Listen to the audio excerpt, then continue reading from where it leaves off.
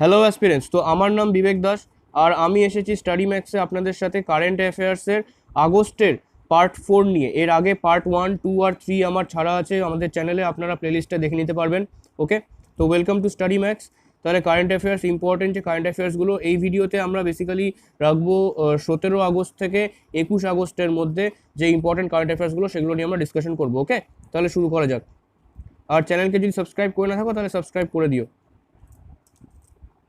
So India আর Israel একটা নতুন cultural agreement করে।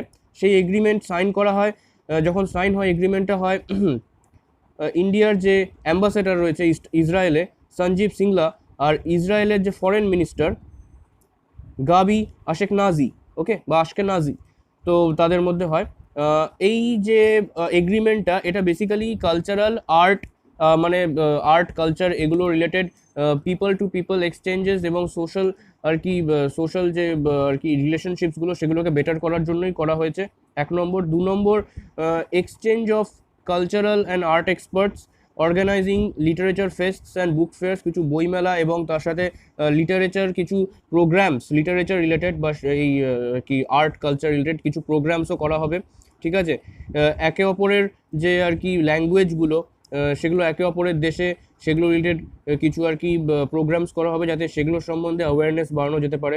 ঠিক আছে, এটা একটা ডিপ্লোম্যাটিক রিলেশনকে স্ট্রং করার জন্যই এরকম করা, আর্ট অ্যান্ড কালচারের রেসপেক্টে। ওকে, তো এটা করবে কারা? এটা করবে, এটা এগুলো যে প্রোগ্রামসগুলো তারা হোস্ট করবে হচ্ছে অর্গানাইজ করবে। 1 নম্বর, Israel antics authority of India, sorry authority Israel antics authority, এটা হচ্ছে ইসরায়েলের, আর আর্কিওলজিক্যাল সার্ভে অফ ইন্ডিয়ার। ওকে, তাহলে moving to next. RBI, reserve bank of India, NSFE release করেছে। এনএসএফির যে আর কি থিম সেটা হলো বা মোটো সেটা হলো financially aware and empowered India. Okay, এখানে দ্য হিন্দুর একটা আমরা আর্টিকেল দেখতে পাচ্ছি। যাই হোক, তাহলে আমরা টপিকটায় আসি। এটা the second national strategy implemented for period of next 5 years, 2020 থেকে 25 অবধি এই টাইম পিরিয়ডের জন্য লাগু করা হয়েছে। এটা সেকেন্ড স্ট্র্যাটেজি। এর আগে এটার ফার্স্ট যে স্ট্র্যাটেজিটা আনা হয়েছিল সেটা 2013-তে আনা হয়েছিল। ওকে, এই স্ট্র্যাটেজির মধ্যে 5টে সি এর কথা বলা হয়।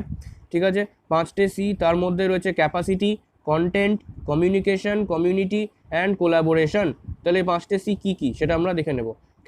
ক্যাপাসিটি মানে বলা হয়েছে it is used for developing capacity in intermediaries involved in the financial services, মানে অর্থনীতি বা ফিনান্সিয়াল যে সার্ভিসের মধ্যে যে সমস্ত ইন্টারমিডিয়েট যে কোম্পানিজ বা সেক্টরসগুলো রয়েছে তাদের উন্নতি।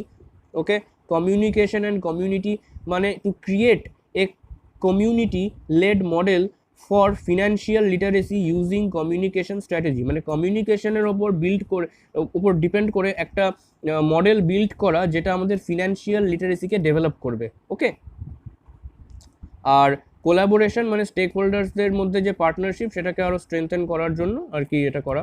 আচ্ছা, এখানে আরেকটা কিছু জিনিস আমাদের একটু জেনে রাখতে হবে, মানে এক্সাম পার্সপেক্টিভে ইম্পর্টেন্ট, যে এই যে এনএসএফই, এটা একটা সেকশন 8, মানে non profit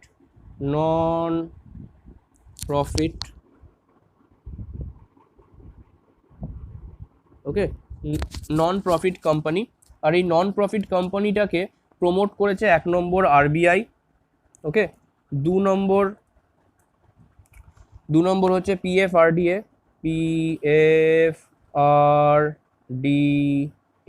পিএফআরডিএ full form pension fund regulatory and development authority, pension fund regulatory and development authority. Okay, আর তার সাথে আরেকটা রয়েছে অথরিটি, সেটা হচ্ছে আইআরডিএআই।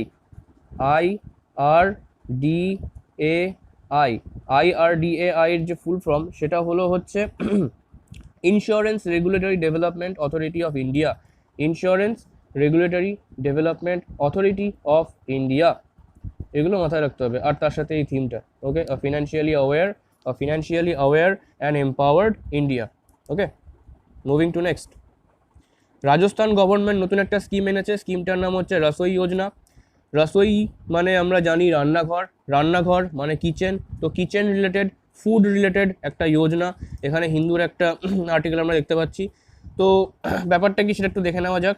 ব্যাপারটা হচ্ছে এটা আমাদের ফর্মার যে প্রাইম মিনিস্টার রাজীব গান্ধী, তার 76তম বার্থ অ্যানিভার্সারিতে আগস্ট 20-তে আর কি তাকে ট্রিবিউট দেওয়ার জন্য এই স্কিমটা আনা হয়, রাজস্থান গভর্নমেন্ট আনে।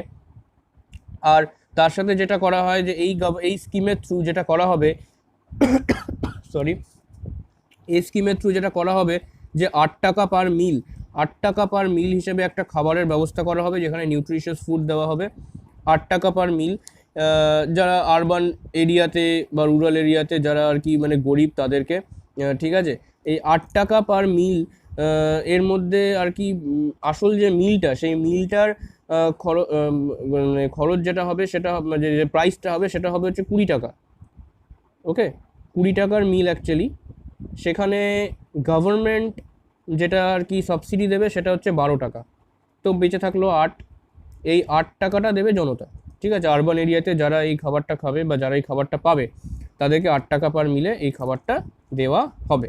ওকে, তো এক্সপেক্টেড যেটা এক্সপেন্ডিচার সেটা হচ্ছে 100 কোটি পার ইয়ার।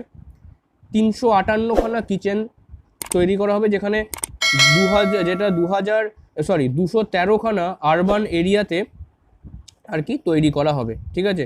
এই স্কিমটা লঞ্চ করেছে হচ্ছে সিএম অশোক গেহলোট রাজস্থানের through a video conferencing. Moving to next, supply chain initiative, resilience initiative between India, Australia আর জাপান।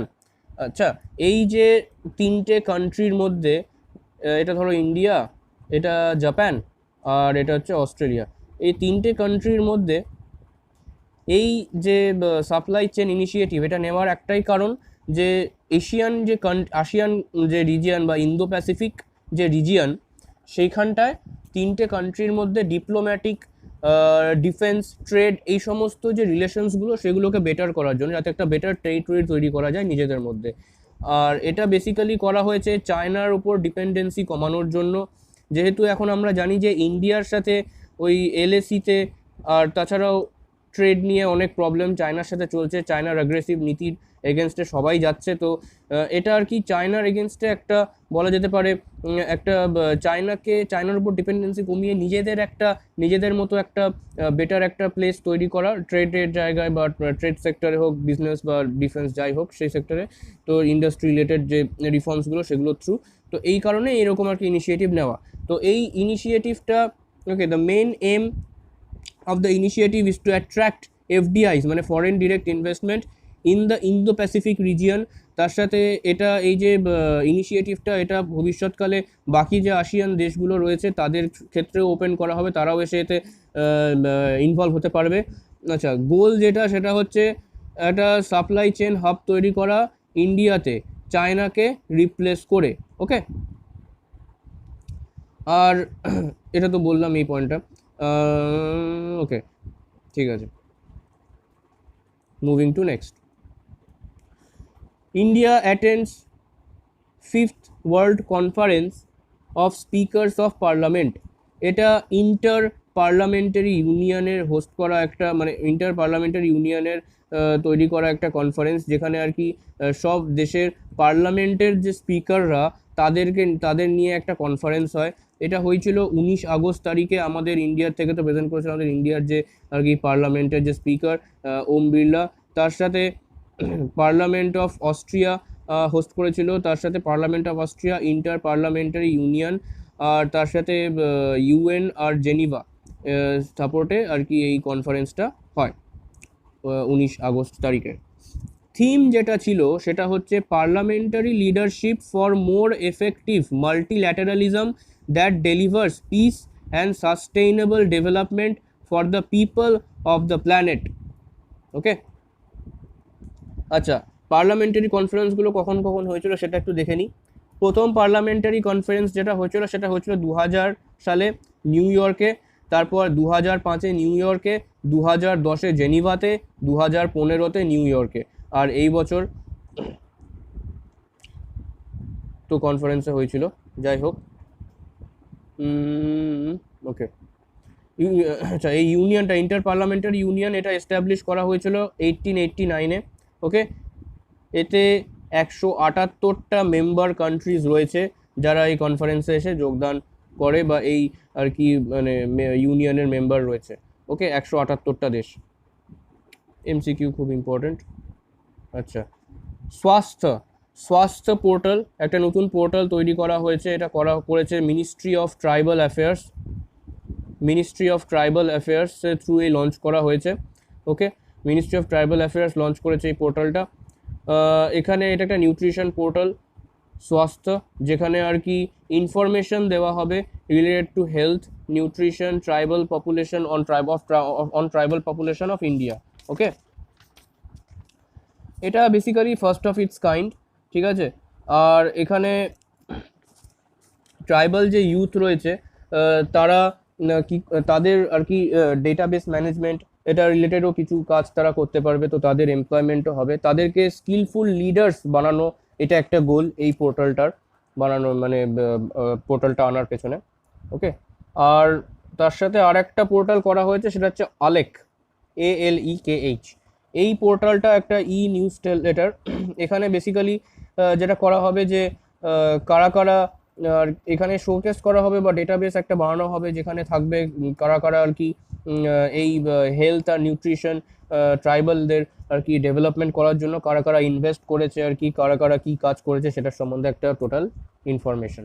ওকে, আচ্ছা, MPEDA তারা কোয়ালিটি কন্ট্রোল ল্যাব তৈরি করেছে পোরবান্দারে।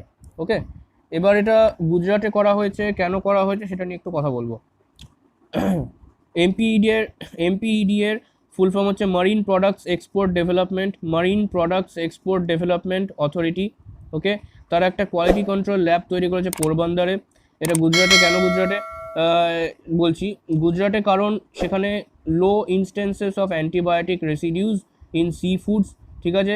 সি ফুডে সেখানে আর কি অ্যান্টিবায়োটিক যে রেসিডিউসগুলো, যে সমস্ত আর কি টক্সিক ম্যাটেরিয়ালগুলো ফিশেস আর কি রিলিজ করে, মাছ রিলিজ করে, যেটা আমাদের ক্ষেত্রেও ক্ষতিকর, ঠিক আছে। এটা বলা যায় সেকেন্ডারি মেটাবোলাইট, ঠিক আছে। তারাই তো সেই কারণে ওটার কন্টেন্ট গুজরাটের ওখানে কম, তো সেই কারণে ওখানকার মাছগুলোকে আর কি কোয়ালিটি চেক করার জন্য আর কি এটা করা হয়েছে। এবার এটা কি করছে basically, it will analyse antibiotic residues, heavy metals সাকচেস, হেভি মেটাল কত রয়েছে সেখানে, বেশি রয়েছে মাছের মানে খাবার সি ফুডের মধ্যে, লেড, ক্যাডমিয়াম, আর্সেনিক, মার্কিউরি, যেগুলো ক্ষতিকর আর কি। এই রেসিডিউগুলোকে টেস্ট কতটা আছে সেটার কন্টেন্ট টেস্ট করা হবে, তাদেরকে আরও বিভিন্ন প্রসেসিংয়ের থ্রু ফিল্টার করা হবে, ঠিক আছে। Metals are to be tested in tuna, mackerel, also histamine in fish. Histamine একটা মানে ওয়েস্ট, এটা অ্যালার্জিক রেসপন্স ক্রিয়েট করতে পারে শরীরের মধ্যে।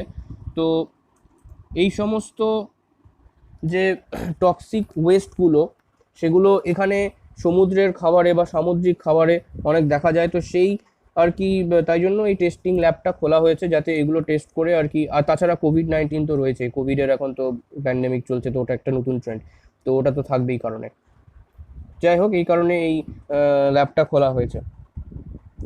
এবার এটা খোলার আরেকটা কারণ হলো 2019-20 ইন্ডিয়ার সি ফুড এক্সপোর্টের মানে সি ফুড বিজনেসের যে টার্গেটটা ছিল $7 বিলিয়ন, সেটা কিন্তু পূরণ হয়নি। তাই এখন এই মার্কেটটাতে, যেখানে চায়না আর কি অনেকটা বেশি ক্যাপচার করে নিয়েছে, তো সেই কারণে এই মার্কেটটাতে এখন খুব বেশি আর কি জোর দেওয়াও হচ্ছে অন্যান্য ইন্ডাস্ট্রির সাথে। এটাই লাস্ট প্রবাবলি, ইয়েস এটাই last. Okay, India announces 500 million package for Maldives. মালদ্বীপে ইন্ডিয়া অনেক কিছু কাজ করবে। মালদ্বীপস রিলেটেড আমরা বেসিক্যালি মালদ্বীপ আমরা জানি যে এটা আর কি ট্যুরিজমের ওপর বেস করা একটা কান্ট্রি, মানে এই কান্ট্রিতে আদার ইন্ডাস্ট্রিগুলোও রয়েছে, বাট এদের মেন যে ইন্ডাস্ট্রিটা সেটা হচ্ছে ট্যুরিজম সেক্টর। তো ট্যুরিজম সেক্টরটা কোভিড-19-এর জন্য তো পুরোপুরি মানে ক্ষতিতে চলছে। কোনো ট্যুরিজম মানে ট্যুরিস্টরা আসছে না মালদ্বীপসে, ইন্ডিয়া থেকে আসছে না বা অন্য কান্ট্রিজ থেকেও কিন্তু সেরকম আসছে না। তো ইন্ডিয়া এখানে কি করছে, ইন্ডিয়া একটা $500 মিলিয়ন একটা প্যাকেজ তারা তৈরি করেছে মালদ্বীপের জন্য, যেখানে তারা কিছু কাজ করবে। মালদ্বীপসে অনেক কিছু কাজই তারা করবে। 1 নম্বর করবে হচ্ছে একটা ভেসেল বানানো হবে, কিছু আর কি ভেসেল করা হবে। ভেসেল মানে আর কি জলপথে একটা ফেরির আর কি ব্যবস্থা করা হবে, ফেরি থ্রু ট্রান্সপোর্টের একটা ব্যবস্থা করা হবে, যাতে ফেরি দিয়ে আর কি জার্নি করতে পারে ইন্ডিয়া থেকে মালদ্বীপ। ঠিক আছে, ফেরি মানে বড় বড় ফেরি, যেমন আর কি আমেরিকাতে থাকে এরকম বড় বড় ফেরি। তো এই ফেরিতে করে আর কি তারা যাতে মানুষেরা যাতে ট্যুরিস্টরা এখান থেকে ইন্ডিয়া থেকে যেতে পারে মালদ্বীপসে, এবং এটা মালদ্বীপের ট্যুরিজম সেক্টরকে বুস্ট করার জন্য।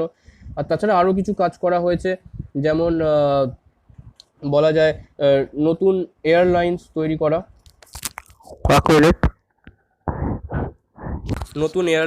করা, ঠিক আছে।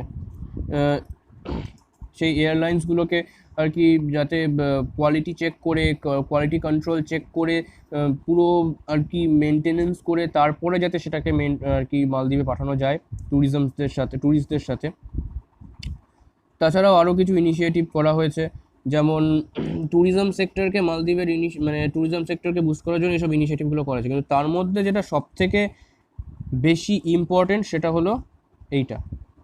ওকে, একটা ব্রিজ তৈরি করা হচ্ছে। মালদ্বীপের যে ক্যাপিটাল আছে, ক্যাপিটালটার নাম হচ্ছে মালে।